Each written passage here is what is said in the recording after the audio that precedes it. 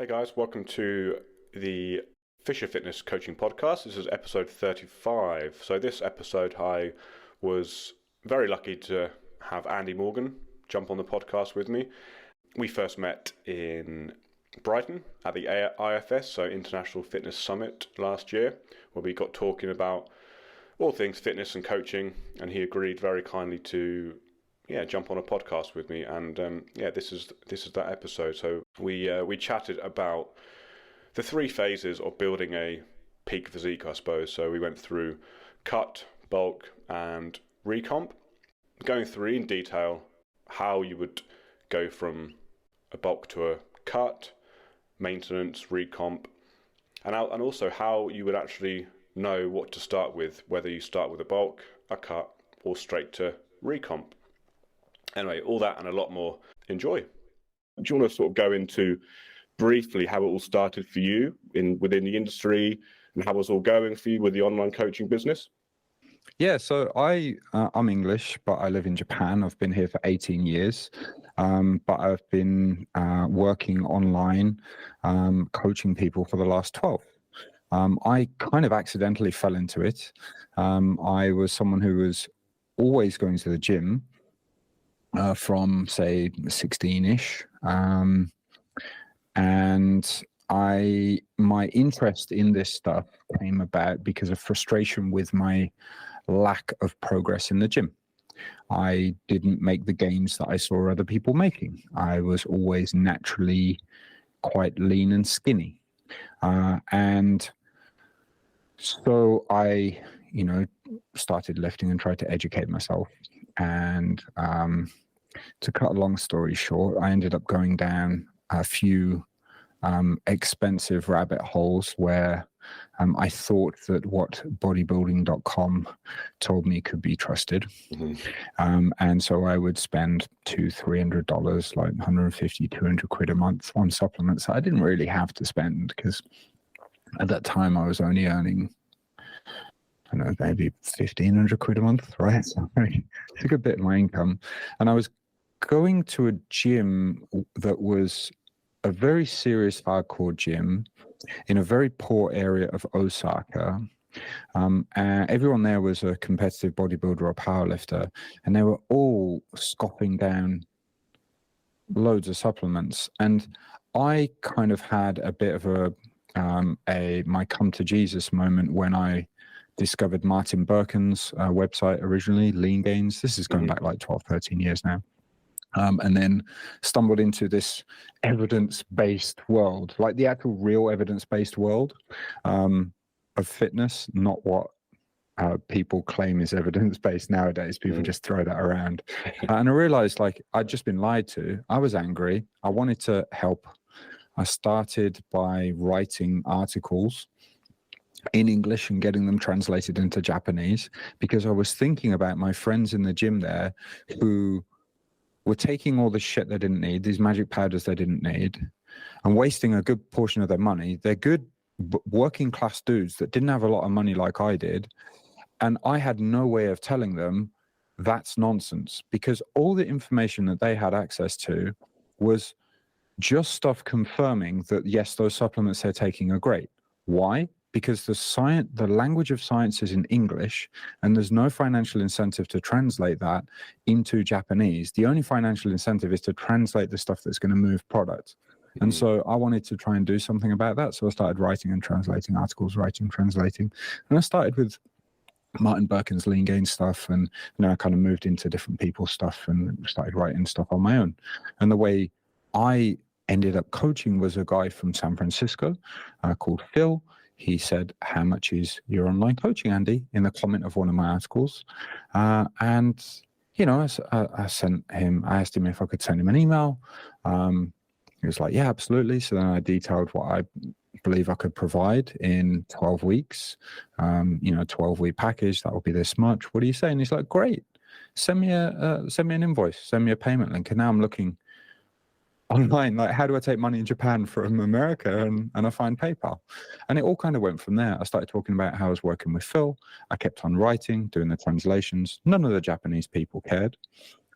but the English readers did, and I started making money from online coaching on the side as I was teaching English.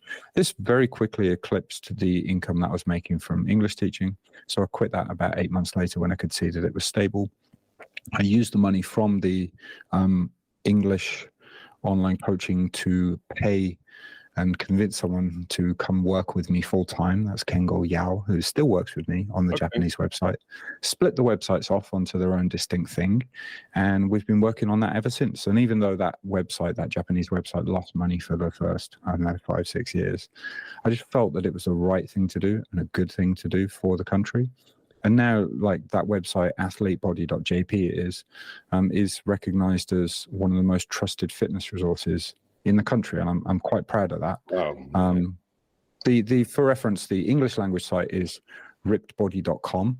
I did originally have rippedbody.jp, but ripped does not translate into Japanese. If a person like athlete, that works because people use that athlete, they say that, but no one uses ripped, and even if they were to search it, it would mean torn. So hey, there's a lesson there. And essentially ever since then I've been stumbling and going forward a little bit faster that I can manage, trying not to go faster than I can manage, but inevitably doing so, trying not to fall on my face, trying to do the right thing. And that's kind of cascaded into some books, some more coaching, and I'm pleased to say a good reputation. So I'm here 12 years in. I still love what I do. I feel that it's a pleasure and honor to be able to help people. And I think it's an absolute, I thank my lucky stars every day that I can do what I love. And one of the best marketing decisions that I made, I didn't realize it was a marketing decision at the time, was to put everything I know out there for free. Yeah, I've got some books, but there isn't secret content really in those books. You can gain it from the website. It's just presented in an A to Z clear format for people, right? But put everything I know out there for free. That proves your expertise. And then some people will want to read that. They will read it. They'll put it into action. They'll be happy. And that's great. And they'll feel that they owe you a beer or a couch to sleep on, like in almost any country in the world. That's wonderful. A certain percentage of the people will be like, oh, okay, great. This guy knows his stuff. Yes, I could read that, but I would like some help just putting it together so that I'm not second guessing myself. And that's what keeps me in fresh undies and Starbucks coffee. So, yeah. Awesome. So you were the sort of one of the, I guess, the first online coaches before it all sort of it boomed, before the whole sort of social media thing came up, and when people started to use apps for online coaching, you started at the very beginning by the sounds of it. Were you using sort of like spreadsheets and emails and that's sort of it? Were you? Am I right? Yeah, that's right. I was in around 2011. I believe Martin Birkin was doing it around 2008. That was around the same time that Eric Helms started, I believe. I think he was still in the military at that point. Eric Helms is my co-author on the Muscle and Strength Pyramid books. For those that don't know, they're a book on nutrition and training that's fairly geeky, geared towards mainly serious recreational trainees or powerlifters or bodybuilders or coaches. They're not quite geeky to the extent that they're a textbook though, so people like them in that regard. Anyway, so to drop some names, so Martin Birkin, Eric Helms, Lyle McDonald, these people were doing online coaching around then. Eric's PhD tutor, Joe, I forget his name, he was also doing online coaching. So I wouldn't say I was the first wave, I would say I was second wave, but to most people now, I've been in the game so long that they would consider me one of the OGs of it. Yeah. And I suppose in a way I am, but I certainly wasn't the first. Awesome. Well, adding on to your website, it's phenomenal. It's the amount of information on there I've learned myself it's been amazing, and it's like you say, it's all free. So I'd highly recommend anyone, coaches, trainees, I'd recommend logging on and having a read, because it's insane. Like you get thrown down there's links everywhere, and there's like you read this and then you start reading something else, and then all of a sudden you're reading, it's amazing. So fair play to you. It's a amazing website. Thank you. I really appreciate that, and I'm glad that that's how you've found it. That's how I enjoy reading websites as well, and I still see it as very much a work in progress. I still go back and edit old articles, and I feel that I have to, because the science is nudging along, and I don't write articles that are I don't just have a blog that updates like twice a week just for content's sake or the algorithm's sake. I write an article on a subject, and I try to have that as the article. And when my opinions change, I update it, and I let people know about that. So what you see, you say you really like it. That's great. What I see on my end is like, oh my goodness, I've got to update that, or oh, I could have written that slightly better, or oh, you got no idea. Like every day, I'm just like, oh my goodness. It must be a constant cycle of just updating articles. Whenever you read something else, then you think, okay, I need to update that, and then it must be constant. I mean, I don't know how you do it. It doesn't end. And the way I do it is piece by piece. How do you eat an elephant? Right? Yeah. You grill it, get it crispy, right? And then you have one bite at a time. And that's kind of how I try and do it. Now, there is going to be a big task when we come to writing the 3rd edition of the Muscle and Strength Pyramid books, because anything that we update in there, then the website's going to have to match. And so that's going to be a challenge. But hey, I can't complain. I love doing it. Yeah, that's amazing. Awesome. Good stuff. Well, shall we move on to the topic in hand? I think we agreed that we were going to chat about, and I've been thinking about this for a while, probably overthinking it, but the 3 phases of, what would you call it? Physique building, the 3 phases of how to build the best physique or the peak physique. But anyway, so the 3 phases are cut, bulk, and recomp, right? So in your own words, do you want to go into what you think defines each of those phases? Yeah, so if I kind of see a cut, bulk, and recomp as a bit of nutritional periodization. I've heard of it as called, as being called. Now, if we back up a second, before we get into defining these terms, like most people, they don't go and purposefully read any information online about this stuff. They make a decision that they either want to gain more muscle or they want to lose fat. Often it's both. And they're like, okay, I'm going to clean up some bits of my diet and I'm going to start going to the gym. And they do that and they keep doing that and some magic happens, right? This is how everyone starts out. And frankly, that's how it should be. No one should really start counting calories from the start.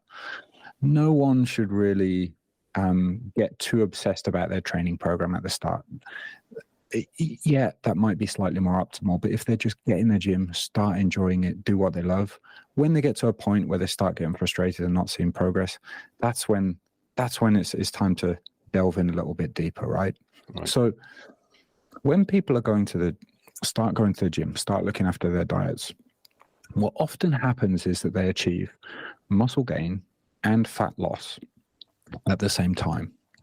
And we can call this body recomposition. Fat isn't turning into muscle, but fat is being burned off and muscle is being gained. And for some people of a certain weight, they will hold their weight fairly stable when they do that. For others, they'll lose weight, and for some, they will gain a little bit of weight. Now, when this recomp stops working, this is when people need to make a choice between going into a fat loss phase, which we can call a cut, or a gaining phase, which we call a bulk. And the reason that you do that is that if you don't, the progress that you can see, the progress that you can measure, manage, and stay motivated for with a recomp i.e. setting your calories at roughly maintenance level and not gaining or losing weight, is so small that, well, yeah, as I just said, you can't measure it, you can't manage it, and you can't stay motivated for it. And so you're better off switching between cutting and bulking phases. Now, when we cut, pretty much, you're going to just be losing fat.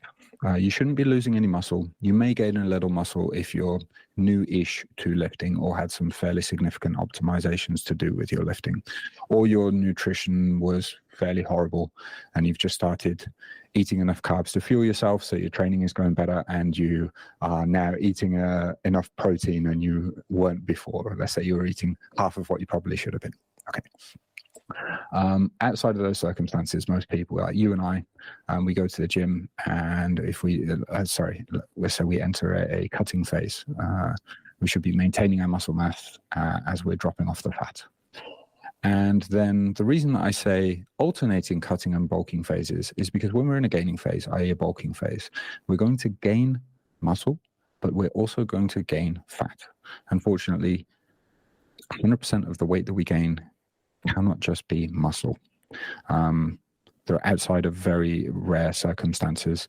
And so we will then enter a gaining phase, and we'll do that for as long as we can, but we'll come to a point where we're now unhappy with the level of fat that we have regained, the inevitable fat that we've regained, and we then need to cut that off again. And so the way that it goes typically is people go to the gym, they recomp. When that stops working, they then enter a weight loss phase. And then when they get to a point where they're now uncomfortably lean, right?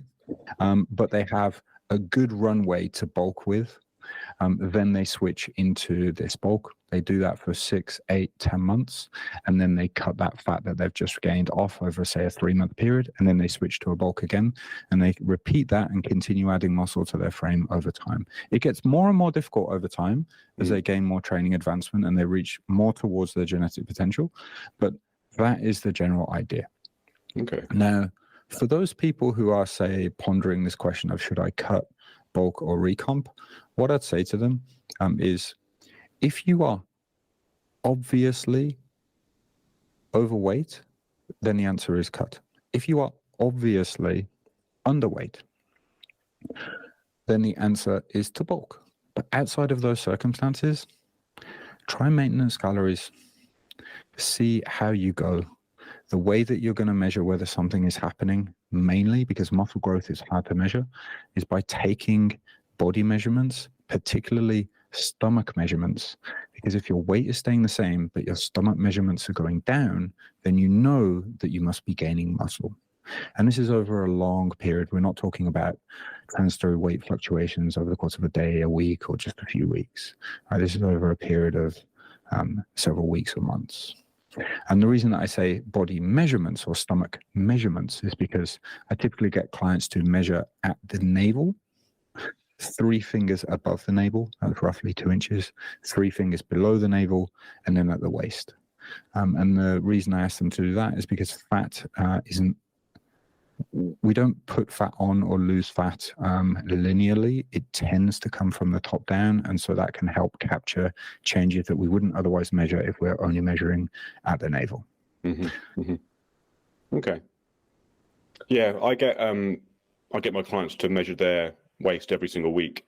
I mean, I'm sure you're the same with your clients. It's not just about body weight, because that can fluctuate massively, which can then mess up someone's head and start, overthinking things. So yeah, so for me, it's a case of body weight measurements every day, weekly waist measurements, and then progress pictures every sort of 2-3 weeks, if they want to.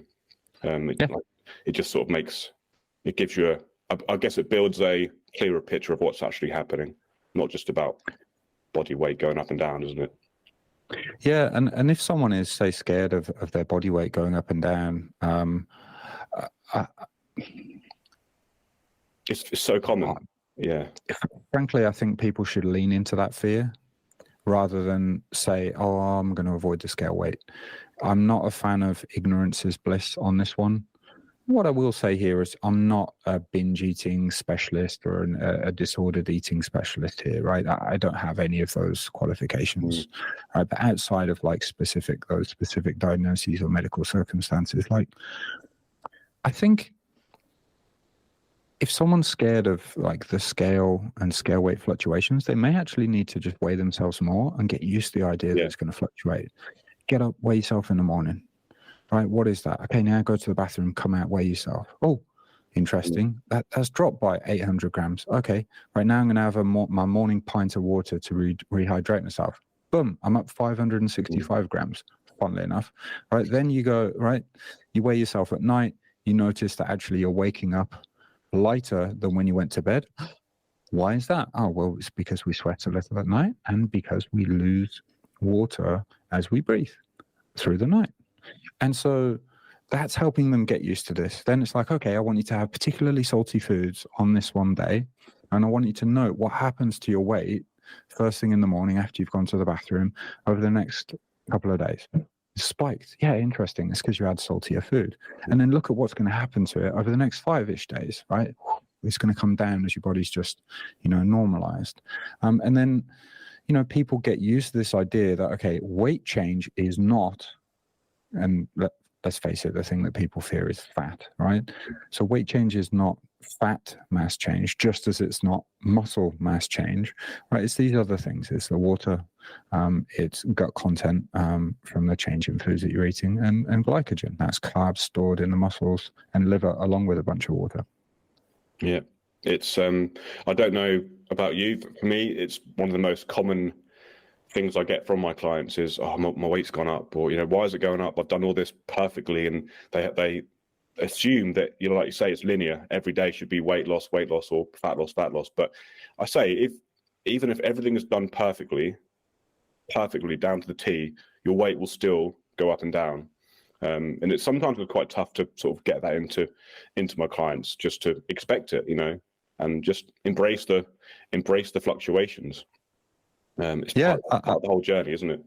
Yeah, I think you need to embrace the fluctuation and acknowledge that how you adhere to your diet and what happens in scale weight over the short term, often they're not connected. For the most part, they are, but often they're not. And so people need to let go of the idea that they should take motivation from these short-term weight fluctuations and instead take motivation from collecting days of great adherence to whatever that target is, whether that's a calorie target or a habit target or a step count target or whatever. And then if they can take motivation from keeping up that adherence, like their streak of adherence of, say, they've done now 12 days, brilliant, 13 days, brilliant, whatever the scale weight says, fuck it, doesn't matter, scale's a little bitch, fuck that bitch, right? Just, knowing that if they keep up their streak with adherence, the scale will come in line eventually. That then takes the power back, I think. I'm not sure that shying away from it is the way to go for most people. I like that idea. I like that idea about how you should almost look for fluctuations and try and manipulate your diet in certain ways, just so you can experiment and see the weight go up and down. I like that. It's good. I guess it will ease a lot of people's mind about the weight fluctuations. That's good. I think so. Yeah. So we've gone through each of the phases. So in terms of nutrition, what have I frozen here? I have a little bit. I can still hear you. Okay, good. What changes in terms of nutrition? So let's say someone's gone through a bulk phase for 7-8 months. What would change in terms of nutrition for them to then go from a bulk to a cut? Is it a case of just cutting carbs, like a lot of people would assume? What's your take on that? So protein needs, I can put this super simply and then we can go into more detail. It's often the difference of 1,000 calories. with those cuts coming from carbohydrates and fats. Mm-hmm. As simple as that. Yeah. Okay. Now you could say that, and I can give you the math on that in a moment. But if we look at protein for a second, protein needs when bulking are arguably slightly lower. This is not because people are like, oh, protein is for building muscle and we're in a muscle building phase, surely we need more. It's like, no, actually you need more protein in a dieting phase because protein has a sparing effect on muscle mass when we're in a calorie deficit, so we have it actually slightly higher. But we're only talking about like a 10-ish% difference in needs, in quote unquote needs there. I say quote unquote because it's, the research isn't blindingly clear on this point. So if you were to just keep your protein exactly the same through your cutting and bulking phases, it really wouldn't matter that much. No. Okay? So then now we've got, okay, if we don't need to change our protein intake, great, brilliant. Okay, so what do we do with the others? Well, outside of the context of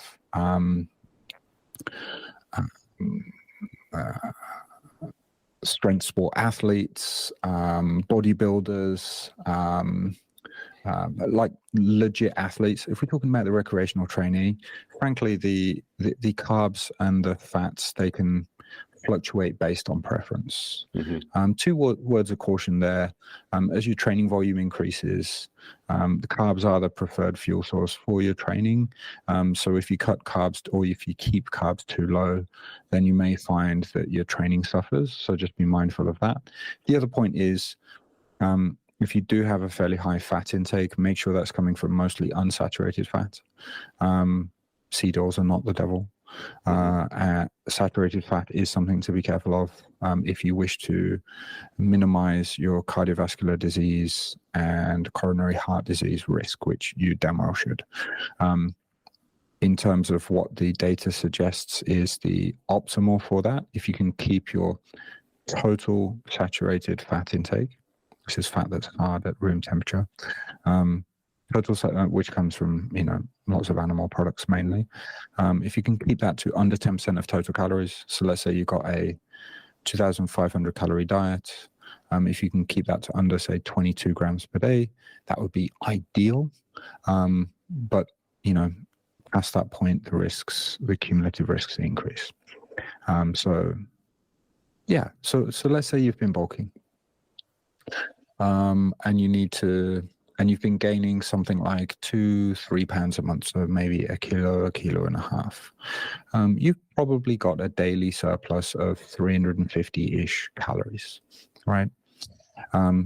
Now, the reason that I say 1,000 calories you're probably going to have to cut from whatever you are steadily gaining weight on is because you've got to lose that calorie surplus of 350-ish calories.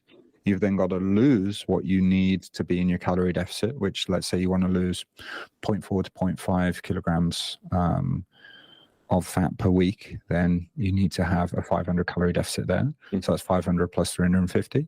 And then there's going to be some metabolic adaptation that happens, which is your body's response to you consuming less. And so that's where the other 150-ish comes from. And you may have to reduce calories. In fact, you probably will have to reduce calories a little bit further as you get deeper into the diet and those metabolic changes happen. But yeah, so roughly for most people, something like 1,000 calorie difference is a rough estimate that I see a lot. Yeah. It's quite a lot, isn't it? If you think about it. It is. Yeah. It is. It is. Yeah. So 1,000 calories. That's sort of a rough. That's an average amount of caloric change for most people. I mean, obviously, because you have calculations for this, don't you, on your website? Obviously, it depends on the person, but we're talking a couple hundred calories difference potentially. Am I right? Yeah, assuming that activity levels stay stable. The caveat I'll say for this is that I work just with men.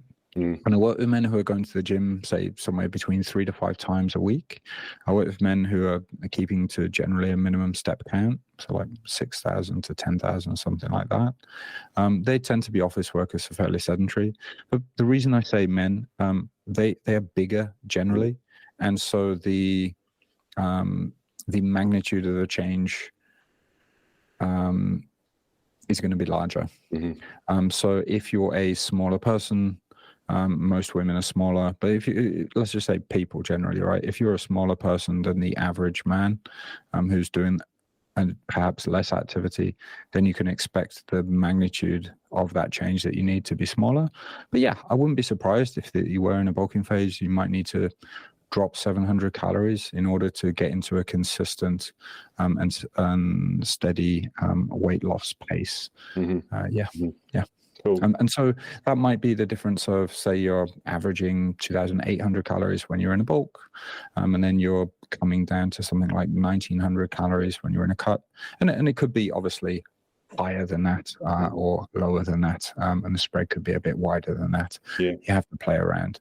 But like the how to do that, it's all on the website. If you go to rickbody.com/nutrition and then the nutrition adjustment section, it gets a little bit geeky, but I tell you how to calculate that. It's like how to transition from a cut to a bulk, how to transition from a bulk to a cut, like, and everything you need to know. Honestly, it's eye-opening for me. It's awesome. Yeah, I touched on your website a few years ago now, but I didn't read into it that deeply. But yeah, the last sort of few weeks, I've learned a lot, so I appreciate it. But I like the whole calculation side of things. It's I've got loads of notes down here on sort of how to do it, because beforehand I made my own adjustments, but it wasn't as obviously as accurate because I wasn't using the calculations. But I guess going from what you said, these differences were around sort of 800 to 1,000 calories, and then I would simply just go by what the body weight is doing and then adjust calories from that, which is what you mentioned on your website as well. Well, yeah, I don't think you did anything wrong there. You did what you did based on experience. It was roughly right, and the calculations I give, they can't take into account the metabolic adaptations that occur in both directions when gaining and losing. And so, if you've got experience, it's absolutely fine to go with that experience. But for people who don't, then it can be a good idea to give them a way to calculate a start point, as long as they keep in mind that this is just an estimation and a start point, and they do need to track and adjust from there. Yeah, so going on from metabolic adaptation, this is the reason why giving clients a step count is so important, isn't it? Because as you lose weight, NEAT or non-exercise activity thermogenesis will decrease. So therefore, we need to give the trainee or the client a step count to keep that NEAT sort of on the upper scale. Yeah, I think. Yeah. Sorry. No. So you'd like my thoughts on that? Yeah, please. Yeah. Yeah. So, with this specifically, like when we're in an energy deficit, when we're in a calorie deficit, that's an energy deficit, right? So we get just a bit lazier, but we don't necessarily think about it. So our propensity to decide to, hey, I'm going to go out to the shops, or I'm going to go meet my friend, or maybe I'll take the lift instead of take the stairs. All of these things can add up over the day. And yeah, there's the fidget factor. You'll end up fidgeting less. All these things can add up, and we're not necessarily aware of them.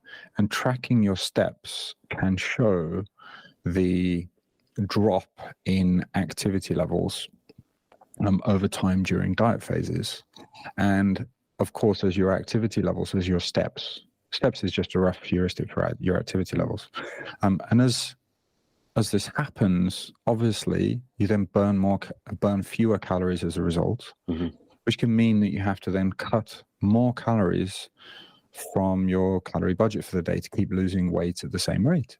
And many people, they prefer not do that. And so they can set themselves a minimum step count. Now, there's two things that I normally do, one or two paths. One is I get people to just enter I have a spreadsheet. I still use a spreadsheet with people. Yeah, I'm low tech. I like it low. I like it. I much prefer it. Yeah. It's you can't mess it up. I'm not reliant on any other company. Anyway, so rather than Google, and if that goes down, we're all screwed. So, Me too.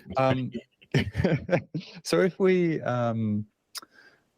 I get them to log their steps, and then I notice the average daily steps each week, if I then notice like a drop off, significant drop off in that, then I can say to them, hey, look, you were originally walking on average like 6,400 steps per day, but you can see how this has now dropped down to 4,200.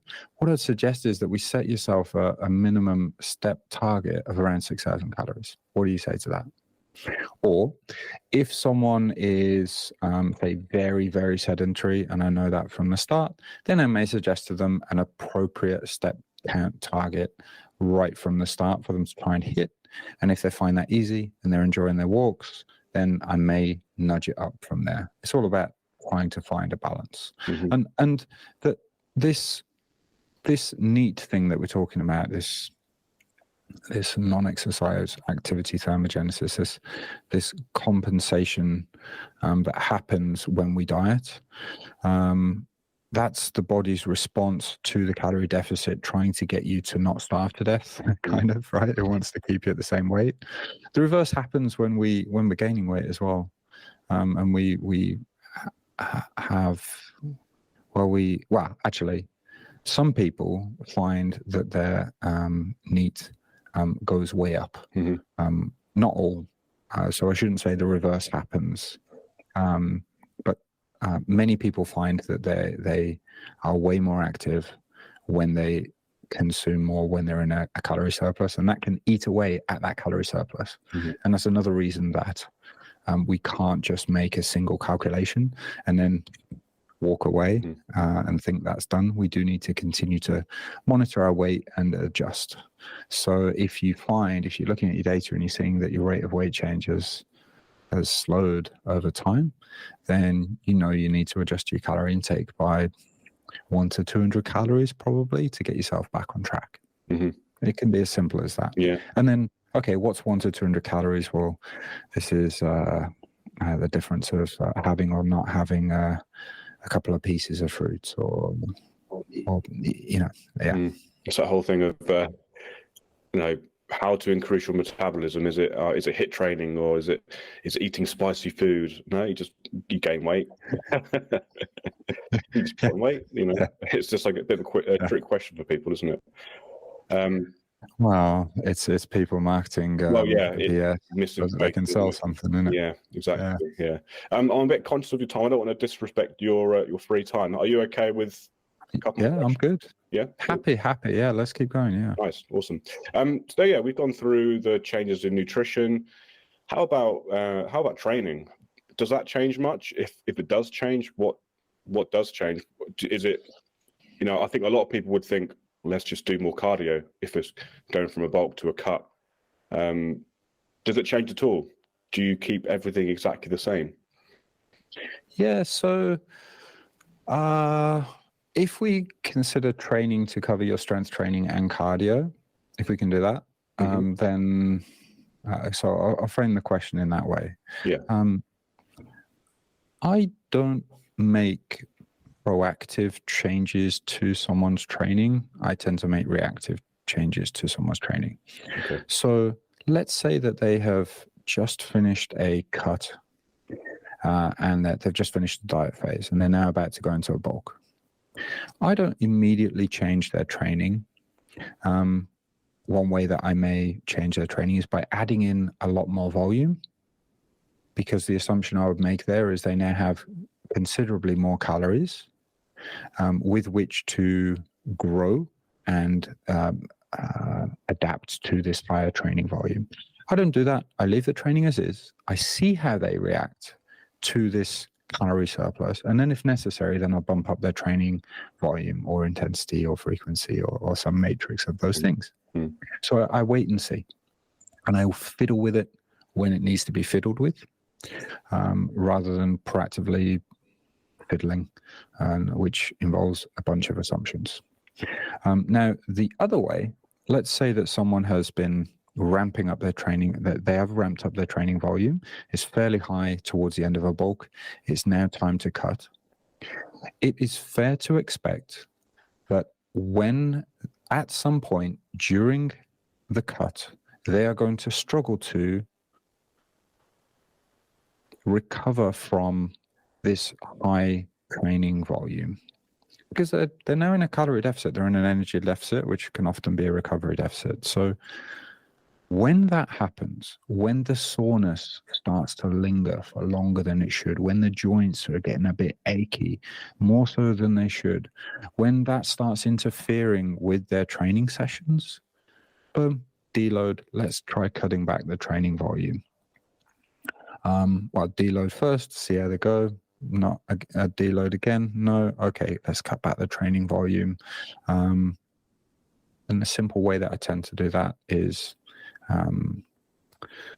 I will look at slashing one set off of many of their key lifts on different days. So that may be 2 sets less in total on each of their 4 lifting days, for example. And I might reduce that, say, from their squat and their RDL on day 1. I might reduce that, say, from their bench press and from their seated cable rows on day 2. It could be their deadlift and their hip thrust on day 3. And you get the point, right? And then if I think they need more, then of 2 of the other exercises that they're also doing on those days, I may reduce another set there. And I try to keep it simple like that. And this is not talking about changes in exercise selection, or training intensity can get a bit complicated, but the exercise selection part of it doesn't really affect this kind of framework that I try to see things through. Mm-hmm. Yeah. So a simple way of summarizing that would be just a reduction potentially in overall volume through a set or so, or potentially. Which, there you go. See, you're the big brain. Big brains are able to say things simply. Small brains like myself, we have to use many, many words and bore people to death. You're right. Yeah. So when we're bulking, generally, volume can increase over time, and we can benefit from that increase in volume over time. When cutting, I wouldn't change anything, but just bear in mind, you may need to cut your volume over time, or perhaps train a little less closely to failure. Boom. Cool. Easy. There was a podcast I was listening to when I was in the gym. You were talking to one of your doctor friends. I can't remember his name, but anyway, you were talking about how often training. I'm going off on a tangent a little bit, but how often training programs should change. So we touched on the exercise selection shouldn't really change at all.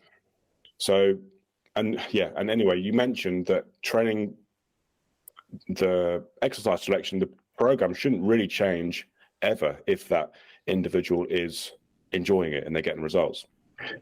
And I was like, oh my God, because I thought the exact same thing. That's my sort of 2 cents on it. Is that still sort of true? So I wouldn't say it should never change ever, but with the caveat that you added, if someone's getting results, if someone is enjoying it, why mess with it, right? Yeah. If someone isn't getting results, mess with it. If someone isn't enjoying it, mess with it. But like, for God's sake, don't break what isn't broken. It doesn't mean that someone is going to be able to use the same training program forever and get results. That's not what I'm saying. I'm just saying, let's say that there is a spectrum of chronic program hoppers who get nowhere, and people who never change their training program. I'm more on the change your training program less and do it only when necessary. Now, I think I think this should make sense what I'm about to say. The pressure that the industry will put on you here, or rather, if you think where people can make money in our fitness industry, it's from making people believe that they need to change their programming more than they should, because then they can sell you programs, whether that be a £50, I don't know, training template or a 12-week program or something, or it's ongoing training coaching. And so there's that side of things, right? But then there's also, I think, from coaches themselves, they may feel that they need to justify their fee to the clients by fiddling with things. Yeah, 100%. And I understand that pressure, but I've never found that someone has been unhappy when they've been getting results at the lack of changes that we've been making, unless they've just been a little bit bored, and that's fine. It's fairly rare, but that's fine, right? So if you are a coach who's feeling pressured to make changes when you don't really feel you should, I would just say to the client, hey, everything's working. I'm basing that on this that I see in the data. I don't think we should change things. Is that all right with you? Are you still enjoying things? Yeah, great. Perfect. Bam. Let's crack on this month, right? You don't need to mess with something every month or whatever your check-in cadence is. And then for the person listening who's a client or doing things on their own, don't feel the need to change something so often. If things are working, you're enjoying it, great. Cool beans, carry on. Yeah. I would only change something personally if a client said, well, I'm not really feeling this exercise, or it feels uncomfortable. I just don't like it. I hate doing it. I dread doing it. I think, okay, fair enough. Then we'll change it. Like, I'll keep the bulk of the program the same sort of key lifts, the movements, but I'll change an accessory movement here and there just to keep things a bit more exciting, I suppose. But because I don't know about you, but my template is 8 weeks long. It's like the block is 8 weeks. So after the 8 weeks, sometimes my client will say, okay, no, what's next? What's after this? Are we changing things? I'm like, well, no. I mean, unless, like you say, unless you're bored, unless you hate doing it, then yeah, we'll change it. We'll adapt it to your preferences. But if you're getting results, then let's just go again. Keep going. Yeah, exactly. Yeah. More, so that means more Bulgarian split squats for you, right? Without a doubt, yeah, the best. So yeah, going back to the sort of the cut bulk recomp, you said previously that you rely massively on your clients tracking, weighing themselves. What have you ever had? I'm sure you have had instances where your clients just, I don't want to say refuse to track. I'm talking tracking their food, weighing themselves, but because they're busy guys, right? I coach busy guys too, families. There'll be occasions when they can't weigh themselves, they can't track every day, or they have weeks where they just forget to track. Do you have that issue, and how do you get across that? What I'm saying is, do clients have to track in order to get the results that they want?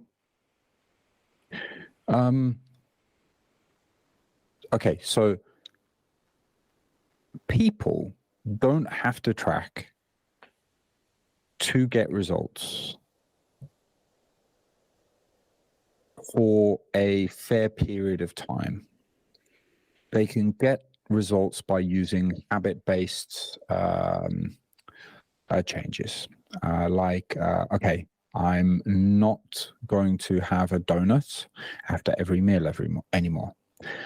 And I'm going to swap out my morning frappuccino with 800 calories for just a regular black coffee. Those two simple changes. Or I'm going to stop having my 2 double whiskeys to quote unquote wind down before bed. Those changes can add up to a big difference, and people can keep on adding in those habit changes.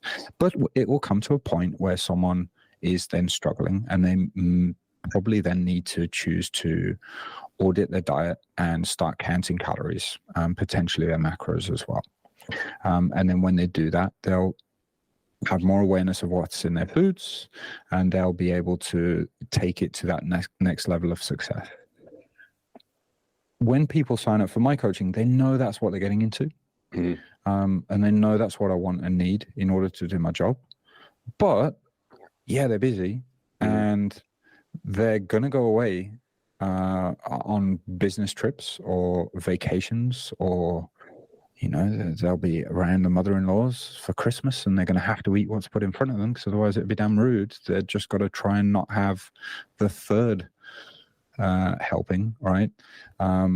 Seconds was probably expected there. And I'd just say to them, in those times, like, don't worry about it.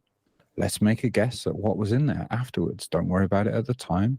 Okay, you think that was a 3,500 calorie day? Cool. Let's write that down. Let's note that.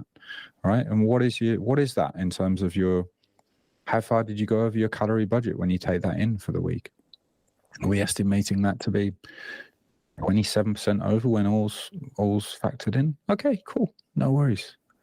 Let's just try and get 100% a week next week. I try not to make a big deal out of it for them, because I don't see it as being a big deal. Because the biggest sign that a client is going to be successful over the long term that I see is that they are able to avoid an all or nothing approach. They are able to dance in the gray zone. They're okay with, having a morning that they couldn't control, a breakfast that they couldn't control, and just getting straight back into it for lunch and dinner and not letting that wreck their motivation. They're okay with, getting to the gym, but they're okay with knowing that they've only got 30 minutes in the gym, so they're only going to be able to do, say, their first 3 exercises, really, or the main 4 exercises, but like with vastly shortened rest periods and lighter weights. But they understand that it's better to do that than not go at all. And I try to really, I won't say hammer into them, more like massage into them gently over time.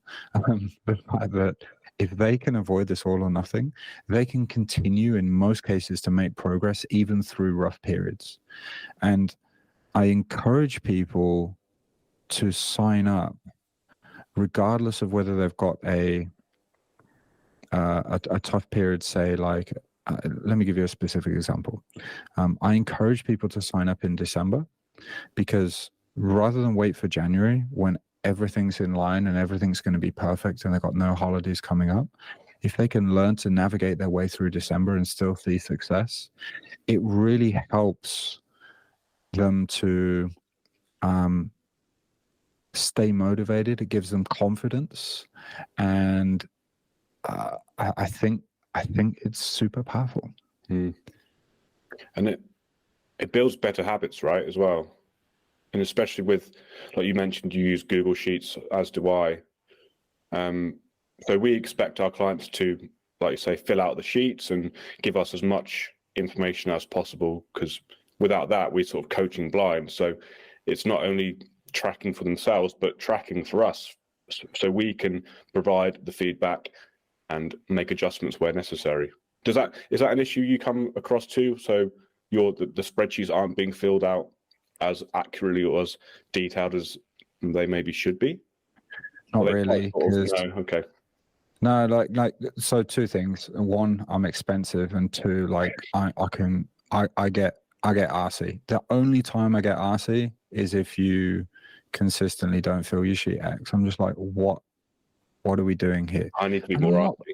Yeah. I'm not talking about, like, say someone is, they've been away for a couple of weeks and they weren't able to track their weight. No worries. Okay, did you take the body measurements for me when you got back? No. Great. Go away and take them right now, please. When you go away, could you cut the tape? Could you make a memo for that? Maybe stick it on a Post-it note on your passport? Cool. Yeah, perfect. Right? Whatever it is, something silly like that, right? And it will take them, it costs 80 grams of weight in their suitcase, and it will take them 3 minutes to do it, but it can make a big difference. It can also give them confidence. It can really give an insight into what's going on. So, like, I'm not asking with someone if they actually couldn't. It's just if they didn't bother, right? Because when people start showing that I can't be bothered attitude, often it's indicative that other things are getting lax as well. And I don't want that to happen. I want to nip that in the bud. And that's also partly because I want to instill in them this: we are the kind of people who do what we can when we can. We don't beat ourselves up when we can't do something perfectly, we just carry on doing what we can when we can. And part of that is making estimations about calorie intake. It's still turning up to the hotel gym, even though it doesn't have the equipment that we want. Or it's getting a quick workout in the morning, maybe even in the hotel corridor very early if there isn't a damn gym, right? And someone else, and like you got your family sleeping in the room, some quick push-ups, maybe some bodyweight squats. Can you find a stairwell to do some pull-ups on safely, right? Is there a park nearby where you can do that, right? Just getting something done first thing in the morning to set yourself up in that right mental frame. And then they can log that as well. And then we're building on these successes. We're building on these consistencies rather than can't be perfect, screw it, I'm not going to do anything. So if that was happening with someone, I would take that approach with them and explain why it is important. And if then they still continue not to, then I want to probe why that is. Yeah. Because they care, or maybe they don't care anymore. And it's like, okay, no worries. Like, that's fine. No one's telling you that you need to care about this. I mean, some of my clients, they take it to a fairly extreme level. And, once they're in a certain shape, they can, they're like, great, I'm in good shape. I'm happy. Great. Okay. Part ways, happy days. Or maybe they've got a really stressful period going on in their lives and they haven't mentioned it. We kind of delve into that. But if someone just can't be bothered, it's very, very rare. I have had it years and years ago. But if someone just can't be bothered and there's no real reason for it, then it's like, well, look, you're wasting your money here. You're wasting my time on my side. Let's just part. Yeah. That's it. Yeah. And that's why you get great results with your clients. Well, I try my best. I try my best. But it's a collaborative effort. Yeah, I'm not the one getting them their results, right? Neither are you, right? We are their guide. They're the one that's doing all the work. We're just helping to guide them and try and make it the most efficient journey possible for them in their circumstances right now. That's kind of how I like to see it, and I'm sure you do too. Yeah, definitely, without a doubt. Awesome. Can we just touch on a couple more questions, or are you quite short for time? I'm good for the next 15. Okay, cool. Awesome. So, yeah. Should we touch on reverse dieting? So this is for some people quite a complicated subject, even for some coaches too. So after a cut, the trainee or the individual would then move back into potentially maintenance or bulk, depends on what they want to do. So what's efficient way to do that? Obviously would need to increase calories, but there's a few different things online. Some articles saying that they should increase calories fit by 50 every single week. Is that something that you agree with, or do you have a calculation for that as well to make it more accurate? Yeah, so if you type into Google ripbody.com reverse dieting, you will, or just ripbody.com reverse dieting, you will see the top result there is reverse dieting, the diet myth that needs to die. Yeah, very good article. Oh, you've read that? Okay, thanks. Yeah. Okay, so this, I would say no, you definitely don't want to increase your calories by, say, 50 or 100 each week. It's just, once you finish dieting, you don't want to be in that calorie deficit anymore. Get out of it, right? Get out of it fast. You can, let's say you've been losing 0.5 kilogram per week, and then you're in roughly a 500 calorie deficit. You can add 500 calories right now and still safely be, not above maintenance calorie intake and gaining fat back. Where I would say this reverse dieting, i.e. adding, once you finish dieting, adding very slow increases, myth kind of comes from, is that people freak out when they gain weight, when they add calories back in. They don't realize that this is water gut content because they're eating more food, and glycogen, which is the extra carbs stored in the muscles and liver, along with some water.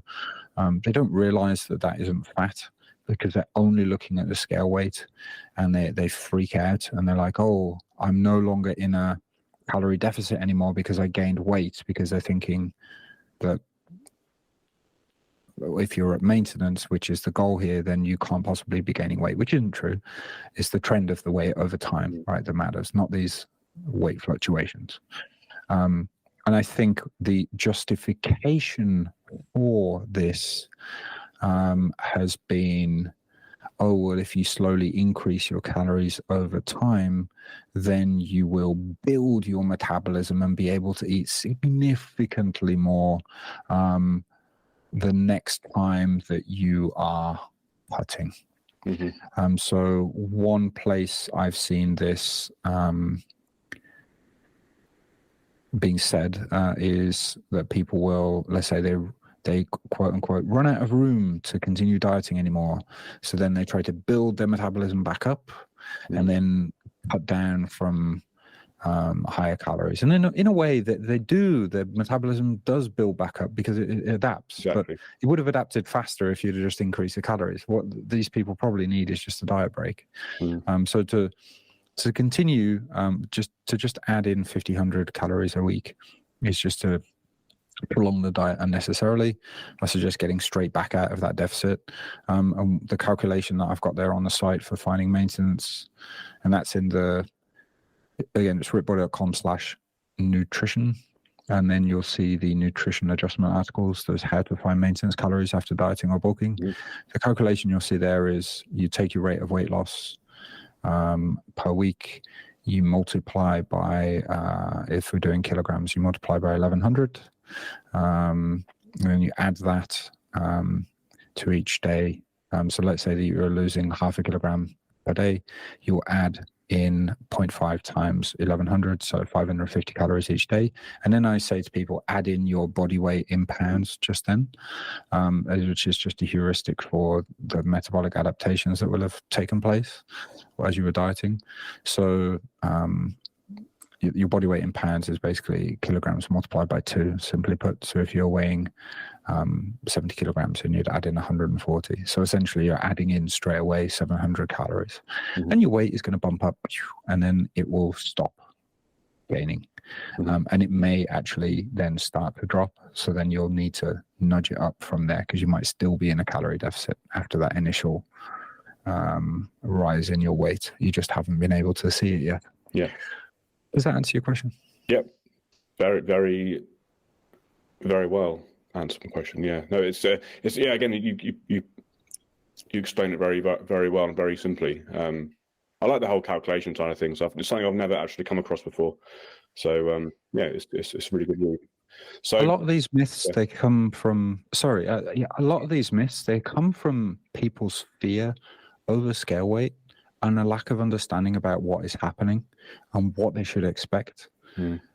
And so, I talk about the math and how to calculate and the science behind it in the articles, but one thing I've been leaning into more recently is also the client stories, and then sharing the data and what actually I see, like their exact stomach measurement changes and weight changes, right? So that people can see and they're like, oh, okay, I'm not alone. This is roughly what Cameron experienced. I read in that result and stuff. So I'm going to lean more into that just so that people can see what's up and not freak out. Yeah. Real life stories are where it's at, isn't it? So people can actually relate to them as well. I'm not just thinking, oh, it's happening to me. It's only me. Yeah.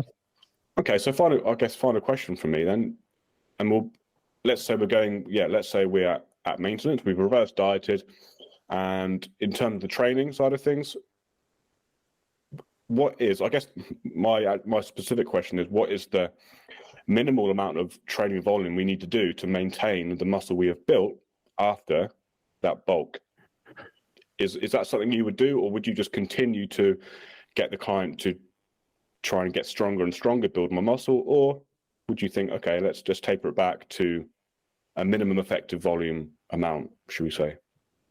Well, it's never about what I want, it's what the client wants. Mm. And frankly, most clients, once they've finished a bulking phase, they'll want to then cut the fat off.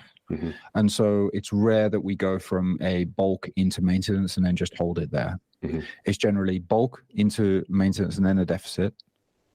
They finish the cut and then they come back to maintenance, and they maintain their new level of leanness plus the muscle mass that they've just gained over that bulking phase. And so then the question is, are they happy with where they're at that point, or do they then want to chase the next bulk? Most of the guys, most people, I think it's just human nature. They want to go and chase that next bulk. Yeah. However, if they were to just be happy with where they're at,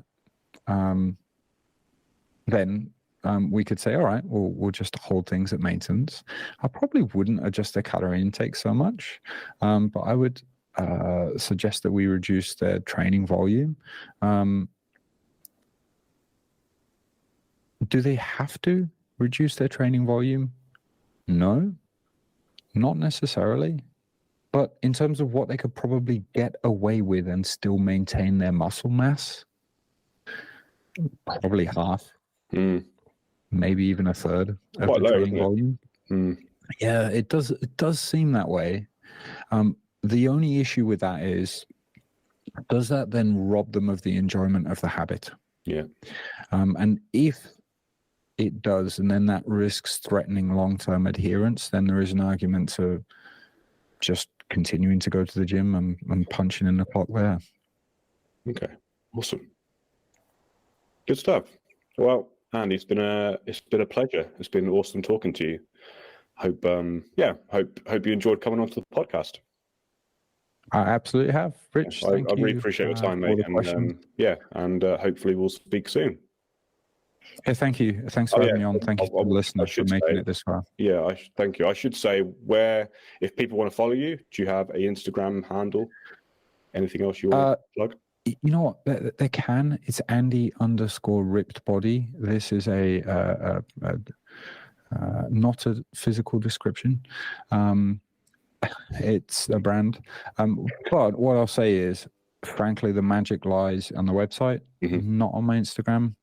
If you want the good stuff, go to the website. Cool. Nice one. Yeah. Thank you. Cheers, Andy. Appreciate it. Thank you. Thank you, everyone. Hope you enjoyed that one. Full of loads of decent information. Quite a long one, but yeah, absolutely worth it. It was a pleasure to have him on chatting to me.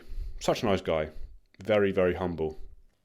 So yeah, if you want to read more about his amazing wealth of knowledge, then head over to his podcast and also head over to his website, full of loads of decent articles there for you to read.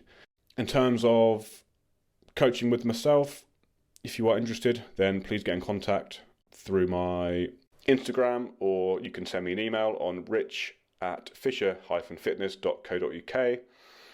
If you want a free copy of the Ultimate Physique Playbook, which gives you everything you need to build an amazing physique by yourself, you'll have everything there. You'll have your 3-day-a-week strength training program, your calorie and protein calculator, a meal and macro planner, so you can actually plan your meals, and you have your body weight and training volume tracker as well, so you're always making progress. That's completely free, so head over to my Instagram, click the link, and you can download it for free there and then. All right, guys, thanks a lot for tuning in, and I will see you very soon.